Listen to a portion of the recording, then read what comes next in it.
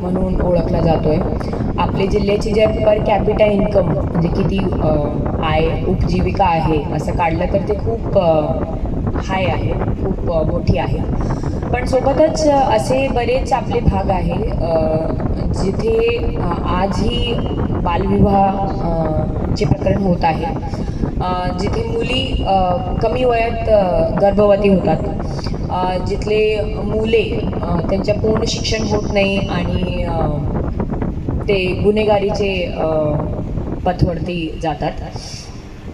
तर हे समोर बघून आपल्याला असं वाटलं होतं की काहीतरी एक करण्याची गरज आहे, आदिवासी समाज सोबत घेऊन काय करण्याची गरज आहे. त्या अनुषंगाने जसं यांनी सांगितलं की पेनवरूनच आपल्याला प्रेरणा मिळालेली होती. हे प्रेरणा उपक्रमची हटवण्यामध्ये आपण एक छोटा इंटरॅक्शन ठेवला होता. तर तिथून मला 2 गोष्ट महत्त्वाची लक्षात आली होती. एक सर्वात महत्त्वाचा विषय आहे मुलांनी शाळेत जाणं. एकदा कुठलाही मुला किंवा मुलगी शाळेत गेले मग सर्व सुरू होते, लसीकरण सुरू होते, त्यांचे मिड डे मील सुरू होते, त्यांना बुक्स भेटणार आहे, त्यांच्या हे बघितलं जाणार आहे, लक्ष दिलं जाणार आहे की ते सुट्टी घेत आहे किंवा शाळेत येत आहे किंवा कसं. तर तुम्ही सर्व मुले जे इथे बसलेले आहात आणि तुमच्या आईवडिलांना आईवडिलांचं खरं तर कौतुक करते की त्यांनी हे छोटा पण एक खूप मोठा पाऊल उचललेला आहे तुमच्या आयुष्यासाठी, की इथे तुम्हाला या आश्रमशाळा, जे 3 आश्रमशाळा आहेत त्याच्यामध्ये टाकलेलं आहे आणि पूर्णपणे तुम्ही तुमच्या अभ्यासावरती फोकस करू शकत. तुम्हाला कुठे कामाला जाण्याची गरज नाही आहे. कोणाला असं वाटतंय का की शेळी फिरवली असती तर चांगलं असतं, इथे कशाला आलो, मला असं वाटत नसेल. तर हे एक पहिला पाऊल तुम्ही उचललेलं आहे. दुसरा आपला आहे की ह्या प्रेरणा उपक्रमच्या माध्यमातून काही 7-8 उपक्रम इथे घेतले जाणार आहे. पहिला की अंधश्रद्धाचं खूप प्रमाण आपल्या जिल्ह्यात आहे, काही भागात आहे, आदिवासी पट्टेमध्ये आहे. तर तुम्ही सर्व मुले एक एजंट ऑफ चेंज म्हणून तुम्ही तुमचे जे घरचे आहे ते तुमचेकडे प्रेरणासाठी बघतात. म्हणजे तुमचे जे घरचे आहेत त्यांच्या जर शिक्षण झालेलं नाही आहे तर त्यांना वाटतं की तुम्ही कुठली तरी शाळेमध्ये शिकताय तर 100% तुम्हाला तिथे जे ज्ञान मिळतं आहे ते त्यांच्या ज्ञानात पण वाढ करू शकत. तर तुम्ही आज प्रत्यक्ष बघणार की बरेच गोष्ट जे बोंदुगिरी किंवा बुवा दाखवतात की दगड फिरला किंवा मूर्तीने दूध पिला, तसा त्याचे मागे सर्व सायन्स आहे आणि काही भूतप्रेत किंवा जादूटोणाच्या माध्यमातून होत नाही. पुढचा विषय आहे की इथे बसलेले वेगवेगळे मुले आहे, कोणाच्या शिक्षणमध्ये इंटरेस्ट आहे, कोणाचा फार इंटरेस्ट नाही. पण माझी सर्व मुले आणि सर्व मुलींना एक हृदयातून विनंती आहे की आपण सर्वांनी काही ना काही करून आपले स्वतःचे पायावरती उभं राहायचे आहे. आणि त्याच्यासाठी आपल्यासमोर 5-6 असे मुले येणार आहे की काही वर्षापूर्वी ते याच शाळेत बसलेले होते, आपल्यासारखंच ते शिक्षण घेत होते, इथे अभ्यास करत होते आणि आज त्यांनी ते जिद्द आश्रमशाळा सोडल्यानंतर आपली जिद्द सोडली नाही स्वतःच्या पायावरती उभे राहण्याची.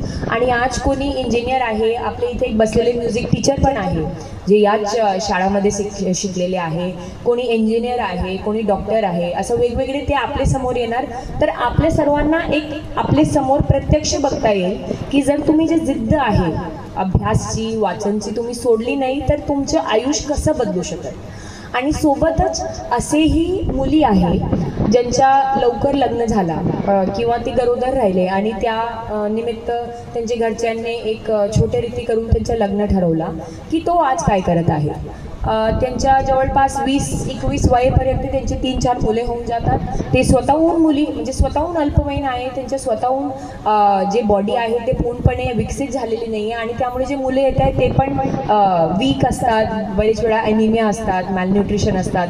तर जर तुम्ही शिक्षणाची जिद्द सोडली नाही आणि जर तुम्ही सोडली तर कशा पद्धतीने तुमचं वेगवेगळा एक जे तुमची पूर्ण वाटचाल आहे ते बदलू शकत, ते आज तुम्हाला जे एक उपक्रम आहे त्याच्या माध्यमातून तुमच्यासमोर सादरीकरण केलं जाणार आहे. त्यासोबतच जरी तुम्हाला शिक्षणमध्ये जास्त इंटरेस्ट नाही आहे तरी आजच्या युगात आपण 21वी सदीमध्ये आहोत. बरेच असे प्रकार आहे जिथे फार शिकलेले लोकांची गरज नाही आहे. पण काम करणारे लोकांची गरज आहे, असे लोकांची गरज आहे जे डेडिकेटेड आहे. आणि त्याच्यासाठी आम्ही करिअर काउन्सिलर पण बोलवलेले आहे. इथे मला वाटते 8वी ते 10वीचे मुले आहेत, 8वी ते 10वी मुले. मग त्यामुळे आता तुम्ही या स्टेजमध्ये आहे तुमच्या आयुष्याची की तुम्हाला ते आता एक संकल्प केला पाहिजे की आता इथून पुढे मला काय करायचे.